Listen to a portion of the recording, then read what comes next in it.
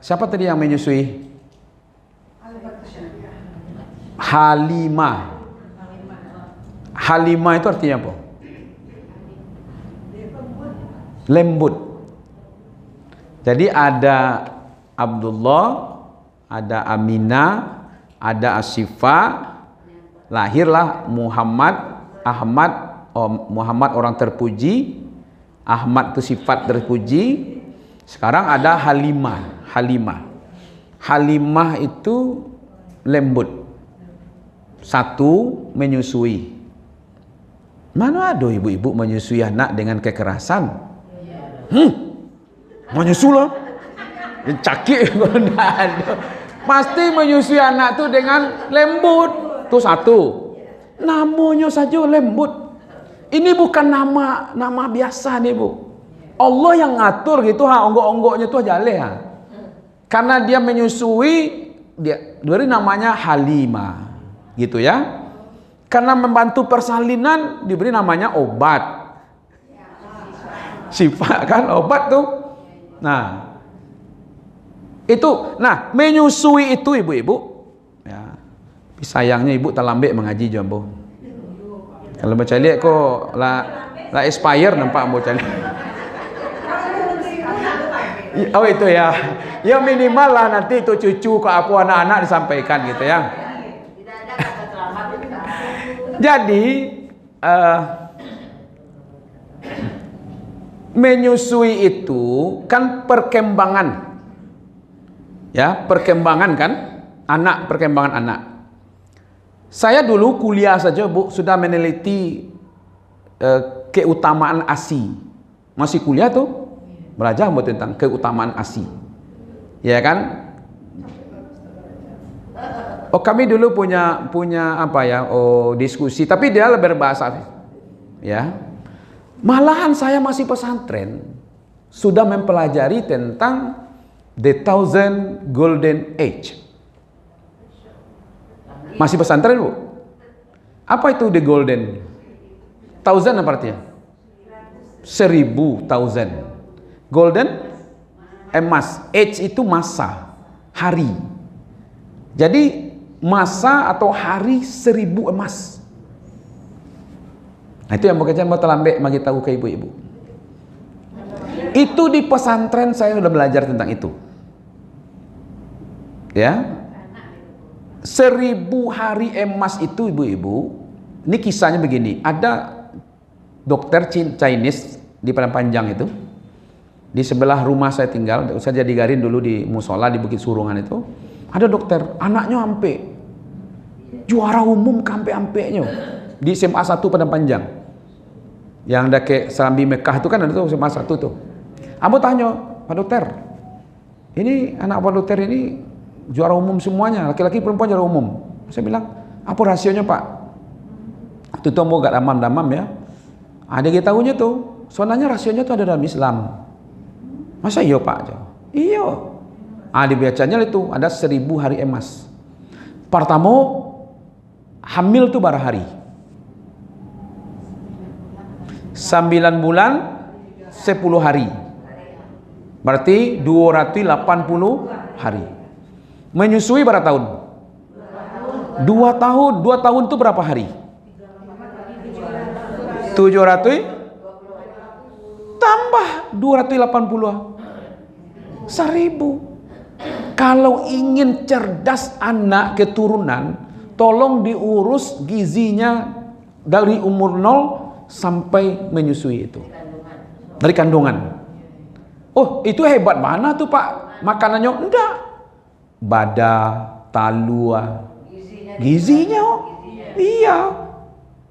Apalagi ayam. Tapi ayamnya kalau bisa ayam-ayam yang lapeh itu. Gitu. Walaupun tinggal di kota, tapi kalau nyonya lapeh ya itu jadi. Enggak mesti lepas ke kampung, tapi nanti yang ada alasannya kampung nanti. Pokoknya mulai dari termasuk sayur-sayurnya, Bu. Iya.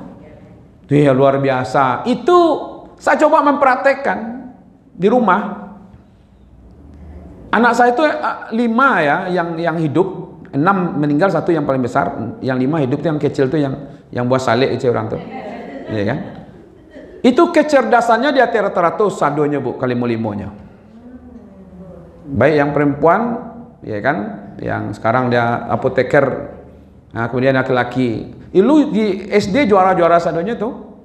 Ambo rasa yang ketek kok lebih pintar daripada yang abang-abang ya. Karena bocah cantiknya caranya. Dan kadang itulah bisa diskusi jawab kita. Nah, itu dapat ilmunya ketika ambo masih pesantren. Ya kan? Itu yang kita praktekkan. Jadi bukan masalah kepeng banyak enggak. Tapi tadi sayurnya tuh, Bu. Kan waktu nasi namanya yang diabui itu, nasi tim. Diabui di situ ikannya, talu puyuh segala macam itu, ada sayurnya. Beko kan di lunaan tuh. Pakai blender itu segala macam itu. Oh, ternyata itu luar biasa. Nah, kita balik ke siko dulu, Bu. Jadi menyusui anak itu perkembangan fisik dan non fisiknya. Detak jantungnya itu, makanya ibu susuan itu jadi ibu kandung kan. Secara hukum gitu, makanya ibu kandung melahirkan. Dia tidak haram hukumnya menikah dengan ibu kandung, dengan ibu susuan. Kalau ibu susuan ini punya nanti suaminya ini haram pula menikah dengan anak susuannya. Gitu ya? Nah gitu. Anak angkat tadi itu kalau dia yang menyusui, dia akan menjadi bukan anak angkatnya lagi, tapi anak susuan dia. Nah, kalau anak susuan itu sama hukumnya dengan hukum anak kandungnya. Makanya dia jadi ibu susuan. Nah, tapi syarat ibu susuan itu kan ada. Satu, dia masih di bawah umur 2 tahun itu. Ya. Yang kedua, dia langsung menyusu, Bu. Memang langsung dia menyusu dengan ibu itu, bukan ibu itu diambil susunya lalu dikeluarkan lalu diberikan pakai dot, enggak begitu. Dia langsung menempel dengan susu ibunya. Detak jantungnya itu seirama itu sebenarnya, Bu. Makanya kalau kami tahu-tahu itu kalau anak lebih dekat kepada ibunya wajar lah. Karena dia pernah berada dalam kandung ibunya, ya kan? Dia disusui oleh ibunya, ya. 3 tuh kami kan tidak bisa. Waktu ditanya, ya Rasulullah, kepada siapa kami berbuat baik? Ummuka. Sumaman ya Rasulullah. Ummuka. Sumaman ya Rasulullah. Ummuka. Baru yang keempat, abuka, bapakmu. Karena 3 kami tidak bisa. 1 hamil, yang kedua melahirkan, yang ketiga menyusui. Angka 3 itu ada di ibu. Nah, perkembangan itulah sebenarnya dengan ASI itu. Sudah terbuka. Itu yang saya bilang tadi waktu kuliah kami belajar tentang itu. Apa bedanya kemas, susu kemas, susu apa namanya, instan apa, formula atau apalah namanya kan? Kalau susu yang dibuat pabrik itu umur 0 sampai 6 bulan nutrisinya itu saja, Bu. Beko dari 6 bulan, umpamanya 6 bulan plus sampai 1 tahun, tidak ada berubah-ubah tuh. Lihatlah, bacalah itu isinya. Beko 1 tahun plus itunya. Tapi kalau ASI, setiap perkembangan anak nutrisinya berbeda. Kata lambe mau kita tahu ibu tuh nak? Kok tahu dulu tuh?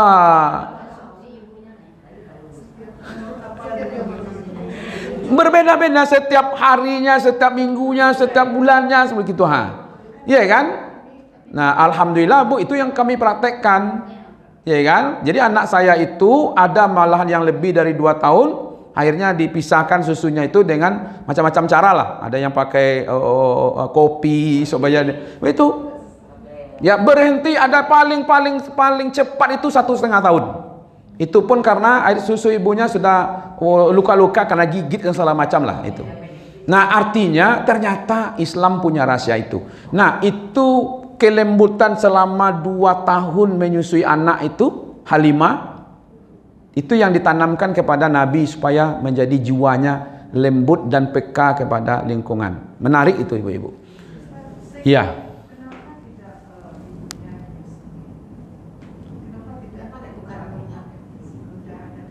Ada suatu kebiasaan di Makkah itu dulu, zaman-zaman itu bagian kebiasaan orang itu yang menyusui itu bukan langsung ibunya menyusui juga. Ada yang seperti itu, ya kan, tetap menjadi kemuliaan gitu Itu kebiasaan di situ. Ada juga penyebabnya ibunya nggak punya air susu. Nah, jadi di Makkah itu dulu kebiasaan orang-orang Makkah itu memang asal ada anak itu dicari ibu susunya. Tentu Halimah ini dia punya anak sebaya dengan Rasul. Tidak mungkin dia tidak punya anak itu bisa menyusui, di malu kan susui keluar gitu kan. Nah, itu jadi budaya ini melekat, ya kan, sehingga menjadi maka hukum Islam mengatur juga dengan ibu susuan, ya kan. Nah, yang menarik ibu-ibu, tradisi nih ya, oleh orang lain itu kan tradisi. Sudah menjadi tradisi mencari orang kampung menyusui. Nah, kita lihat di sini. Ya. Ini kampung. Ini kota Makkah. Kan tidak seperti kota Padang tuh, Bu. Kota Makkah pada 1400 tahun yang lampau itu. Ya kan, tidak serami model kini gitu. Walaupun kan perdagangan dunia ya.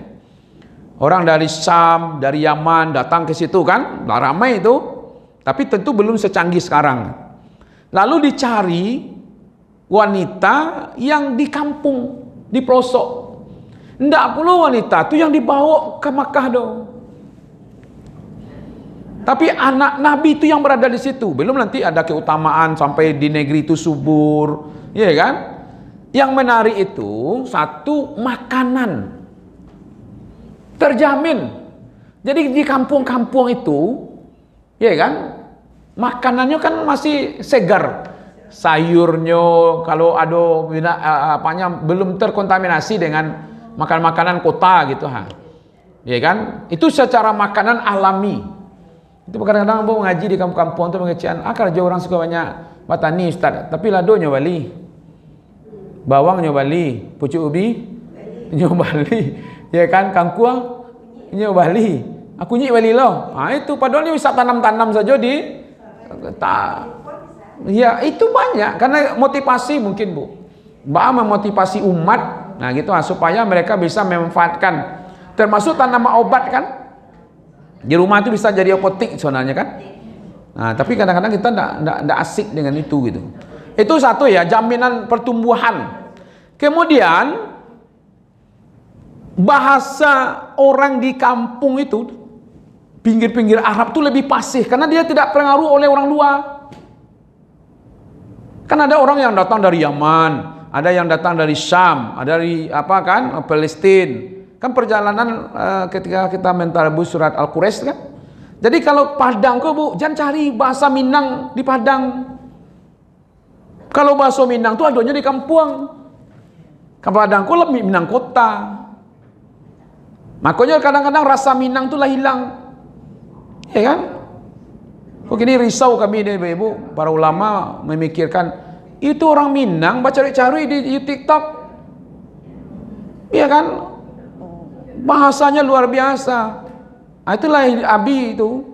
Nah, kita perhatiin itu, masa bahasa-bahasa yang hal-hal seperti itu dijadikan populer di dalam TikToknya orang Minang. Cari-cari isinya. Iya kan? Yang dulu mungkin yang baca cari itu orang-orang yang terbelakang pendidikannya. Iya kan? Mohon maaf ini kalau dia pintar mungkin tidak mau dia. Tapi kalau menurut agama, kalau dia baca cari di dalam atau media, selama itu media itu didengar orang, dia akan mengalir dosanya pada dia. Maka itu media-media yang diisi dengan kata-kata kotor, kalau bahasa Minangnya bercari-cari seperti itu kan bertentangan dengan hadis Nabi. Rasulullah mengatakan, man kana yu'minuna billah wal yaumil akhir falyakul khairan aw liyasmut. Kalau kamu mengaku beriman kepada Allah dan hari akhir, maka hendaklah berkata yang baik-baik saja. Kalau tidak mampu, lebih baik diam. Kalau dia dengan kata-kata kotor, kalau bahasa Minang cari-cari itu, lalu menjadi trending dia, ya kan? Lalu dia mendapatkan penghasilan dari bahasa-bahasa yang carut marut itu, maka penghasilannya haram. Jadi itu YouTuber, TikTok, apa namanya tuh, ya kan? Jadi asal ya sama aja lah. Asal dapat biarlah tanduk baku bang, ya kan? Nah, itu muncul sekarang tuh Bu, populer sekarang, sudah jadi agak kerisauan gitu. Hanya nilai di orang, bantuannya orang Minang kok cari sih keperluannya Pak. Gitu kan? Itu resmi gitu di dalam TikTok. Nah, itu. Nah, kenapa tidak Nabi yang dibawa kenapa Halimah dibawa ke kota sehingga di situ gitu. Alasannya mengenai makanan, kemudian bahasa Bu. Jadi Nabi itu betul-betul dipelihara makhraj, tata bahasanya itu memang yang fasih gitu. Nah, itu adanya di kampung. Sini kan beliau jarang yang keliru dalam menggunakan bahasa, ya kan?